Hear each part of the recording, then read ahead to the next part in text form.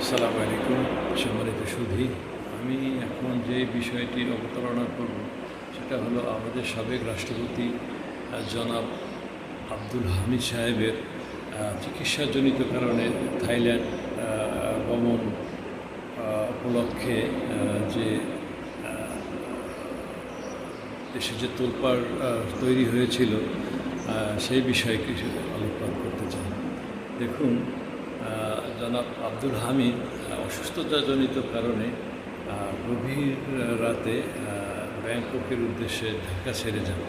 তিনি চলে যাওয়ার পরদিন সারা দেশে সোশ্যাল মিডিয়া সহ ইলেকট্রনিক মিডিয়ায় যথেষ্ট তোলপাড় শুরু হয় এবং এই সমালোচনার কারণে গভর্নমেন্ট বেশ নাজেহাল অবস্থার মধ্যে পড়ে যায়। তো এরই পরিপ্রেক্ষিতে আমাদের স্বরাষ্ট্র উপদেষ্টা জনাব জাহাঙ্গীর আলম তিনি বিষয়টি নিয়ে বিব্রত বোধ করেন এবং তিনি পাবলিকের সামনে আসতে বাধ্য হন, বিশেষ করে মিডিয়ার সামনে আসতে বাধ্য হন। মিডিয়ার প্রশ্নের জবাবে তিনি কোনো উপায়ন্ত না দেখে তিনি বলে ফেলেন যে তাকে ইন্টারপোলের মাধ্যমে তাকে ফিরিয়ে আনা হবে। বিষয়টি যদিও তখন তাৎক্ষণিকভাবে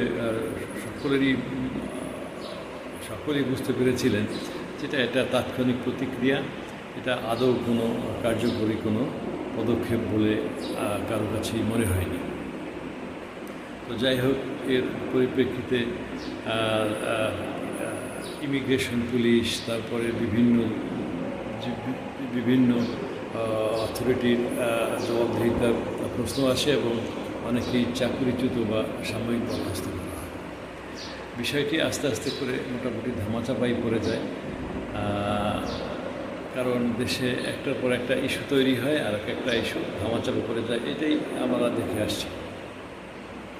তো গতকাল রাতে যখন আমাদের সাবেক রাষ্ট্রপতি জনাব আব্দুল হামিদ দেশে প্রত্যাবর্তন করেন, তো বিষয়টা সকলেই অবিশ্বাস্য মনে হয়। সকলেই ধরে নিয়েছিল উনি বোধহয় চিকিৎসার নাম করে বিচারের হাত থেকে বাঁচার জন্য দেশ ত্যাগ করেছেন। তো সেই সুবাদে সবাই কেউ আশা করেনি যে উনি এইভাবে হঠাৎ করে দেশে ফিরে আসতে পারেন। তো যাই হোক, উনি ফিরে আসছেন।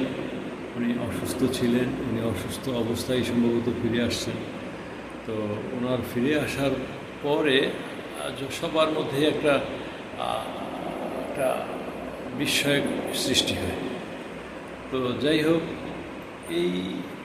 এরই পরিপ্রেক্ষিতে আমাদের স্বরাষ্ট্র উপদেষ্টা জনাব জাহাঙ্গীর আলম তিনি একটা প্রতিক্রিয়া প্রদান করেন যে কেন তাকে বিমানবন্দর থেকে গ্রেপ্তার না করে তাকে মুক্তভাবে দেশে ঢুকতে দেওয়া হলো।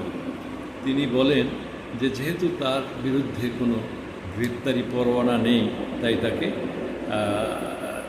গ্রেপ্তার না করে তাকে তার নিজ গৃহে যাওয়ার সুযোগ করে দেওয়া হয়েছে। বিষয়টি অত্যন্ত স্বাভাবিক, কারণ দেশে কারো আইনের শাসন প্রতিষ্ঠিত হোক, এটা সকলেই চায়। কারো বিরুদ্ধে যদি কোনো অভিযোগ না থাকে, কোনো গ্রেপ্তারি পরোয়ানা না থাকে, তাকে পুলিশ হয়রানি করাটা এখন উচিত নয়। কারণ আমরা আস্তে আস্তে সভ্যতার দিকে এগিয়ে যাব, এটাই স্বাভাবিক।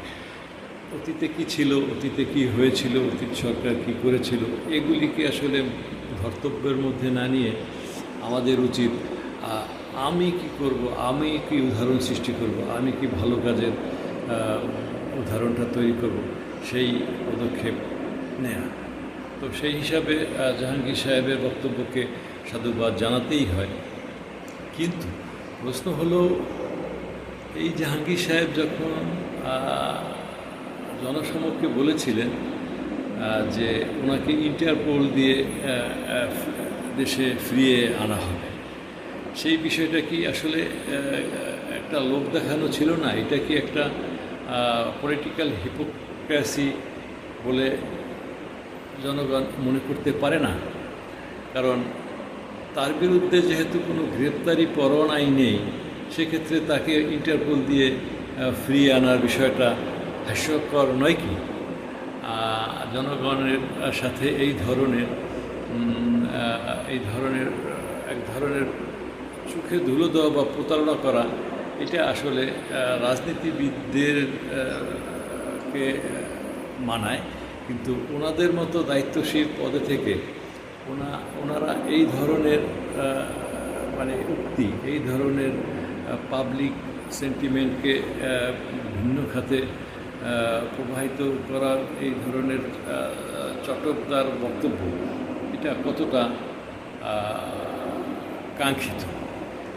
জনগণ, ভিউয়ার্স, আপনারাই এই বিষয়টি বিবেচনা করবেন। ধন্যবাদ।